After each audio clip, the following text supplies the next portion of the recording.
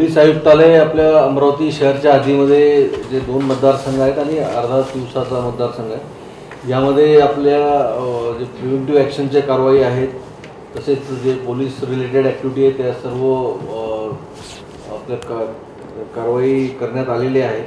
आतापर्यंत जे काही हत्यार जमा करायचे होते ते 100% हत्यारे जमा करण्यात आलेले, जे लायसन्स आर्म आहे 292 आर्म जमा केलेले आहेत आणि 84 जे आहेत आर्म लायसन्सवाल्यांना सूट देण्यात आली आहे, जे की बँक असतील, सिक्युरिटी गार्ड आहे किंवा काही प्रायव्हेट सिटीजन आहे ज्यांचा इलेक्शनशी काही संबंध नाही, डॉक्टर वगैरे अशा लोकांना सूट दिली आहे।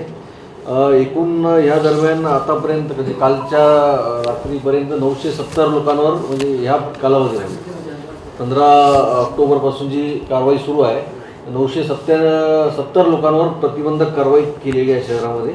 त्याच्यामध्ये शांतता राखण्याचा त्यांच्याकडून बॉन्ड घेतलेला आहे आणि कुठल्याही प्रकारचे त्यांच्याकडून कृत्य होणार नाही असे इंटेरियम बॉन्ड्स घेण्यात आलेले आहेत। यामध्ये मग भांडणं करणारे लोक असतील, NC वाले असतील किंवा मग जे हार्डन क्रिमिनल आहेत त्यांच्यावर जी CRPC जुनी 110 CRPC आपण करत होतो त्याप्रमाणे सॉल्व्हन्सी आणि असे इंटेरियम बॉन्ड्स घेतलेले, अशा प्रकारे जेवढे आपले मॅक्झिमम रेकॉर्डवरचे गुन्हेगार आहेत, चाकू छुरेबाजी करणारे जे रेकॉर्डवर आहेत किंवा आणखी इतर गुन्ह्यांमध्ये आहेत, रायट वगैरे, अशा सर्व गुन्हेगारांना आपण टार्गेट केलं होते ज्यांच्यामुळे इलेक्शनमध्ये कुठलाही शांतता भंग होऊ नये या दृष्टीने त्यांच्यावर प्रतिबंधक कारवाई केली।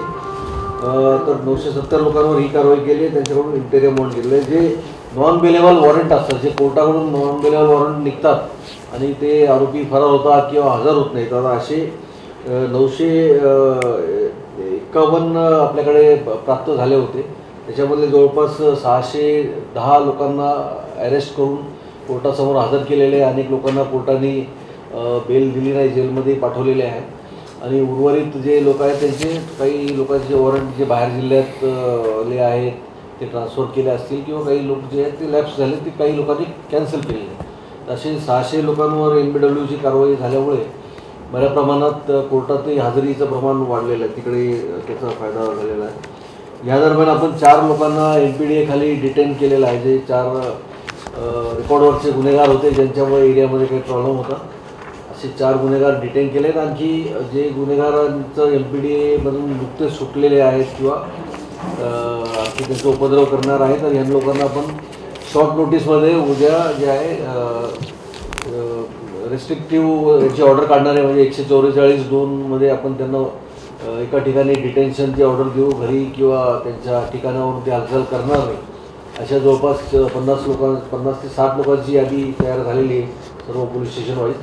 यांनाही रेस्ट्रिक्शन ऑर्डर राहतील, याचं उल्लंघन केला आणि कुठेही फिरताना आढळला तर त्याच्यावर सरळ गुन्हा दाखल होईल। म्हणजे ह्या प्रतिबंध कारवाईमधून इशारा सर्व जे कोणी निवडणुकीमध्ये लोकांवर धमकी देणे, दहशत माजवणे किंवा एरिया वाईज काही असतात, आपल्याला सगळ्यांना कल्पना आहे की कोणी दादागिरी करतो किंवा कोणाला मतदारांना प्रलोभन देतो, धमकावतो, असे प्रकारचे जे लोक आहेत हे सगळे रेकॉर्डवर आहेत आणि ज्यांची कोणाची आमच्याकडे तक्रार येते त्यांच्यावरही आपण त्याला कारवाई करत आहे, नोटिसेस देणे आणि त्याला योग्य ती वॉर्निंग देणे हे सुद्धा चालू आहे। ह्याच दरम्यान आतापर्यंत ह्या महिनाभरात जे जेव्हापासून आपल्याला आचारसंहिता लागलेली आहे 15 ऑक्टोबरपासून, तर कालच्या रात्रीपर्यंत 30,161 लिटर दारू आपल्या आयुक्तालयामध्ये जप्त झालेली आहे। त्याची अंदाजे किंमत 17,45,000 आहे दारूची किंमत।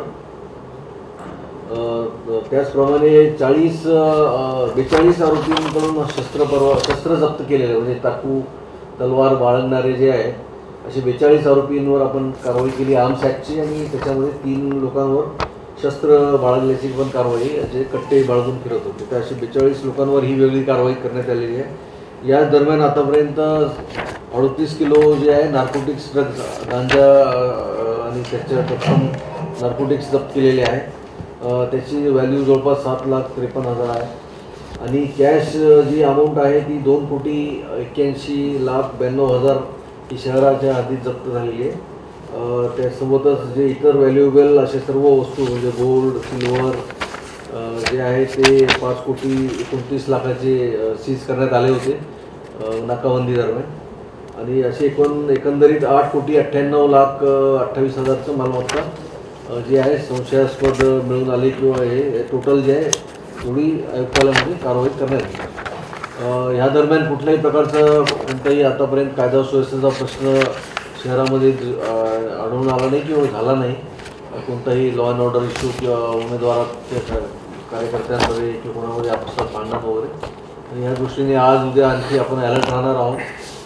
कुठलाही काही कोणाची तक्रार आली म्हणजे सायबर स्पेसमध्ये सुद्धा आमचं सायबर पोलिसांनी बऱ्याच लोकांना बोलवून त्यांचे पोस्ट डिलीट केलेले आहेत, वॉर्निंग दिलेली आहेत आणि काही लोकांनी असतील जे पोस्ट केले त्यांच्यावर गुन्हासुद्धा दाखल केलेला आहे.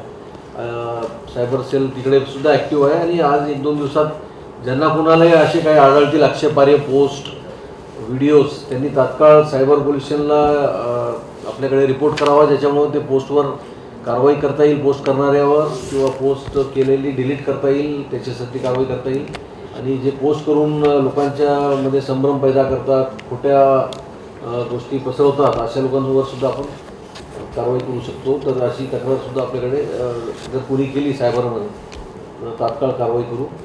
त्याच्यासोबतच आपण जे आजची आणि उद्याची 2 दिवस जे आपली आता राहणार आहे रणनीती, त्याच्यामध्ये संध्याकाळी नाकाबंदी पूर्णपणे राहील शहरामध्ये.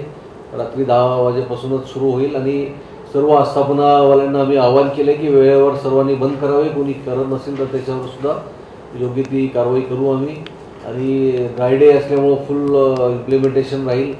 कोणीही अवैधरित्या दारू बाळगू नये, त्याचं ट्रान्सपोर्ट करू नये किंवा ते वाटप करताना किंवा पिताना आढळून आल्यास त्याच्यावर प्रोहिबिशन ॲक्टनुसार सुद्धा कारवाई करण्यात येईल.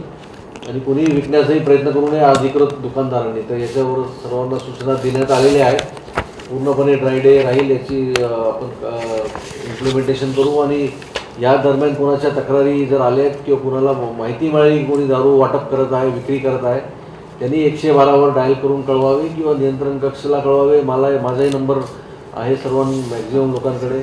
तर मला पोलीस आयुक्ताला आणि DCPला कॉल करून सांगू शकतात की कुठे कोणी दारू वाटप करत आहे, कोणाची तक्रारी आहेत, पैसे वाटप करत आहे किंवा प्रलोभन देत आहे. याबद्दलसुद्धा आपण दक्षता घेतो. तर आपल्या मार्फत मी सर्व नागरिकांना आवाहन करतो की विनाकारण कोणी रात्री फिरू नये आणि प्रचार प्रसार करण्याचा प्रयत्न करू नये, कारण संध्याकाळी 6 वाजता प्रचाराची वेळ संपलेली आहे.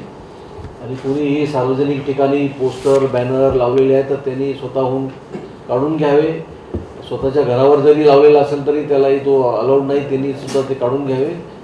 प्रचाराचं पोस्टर किंवा बॅनर असेल तर प्रचाराची वेळ संपून जाते 6 वाजता. असे कोणी जर लावले जरी सूचना दिल्यानंतर आणि मग ते आढळले तर त्याच्यावर मॉडेल कोड ऑफ कंडक्टचा गुन्हा दाखल होऊ शकतो.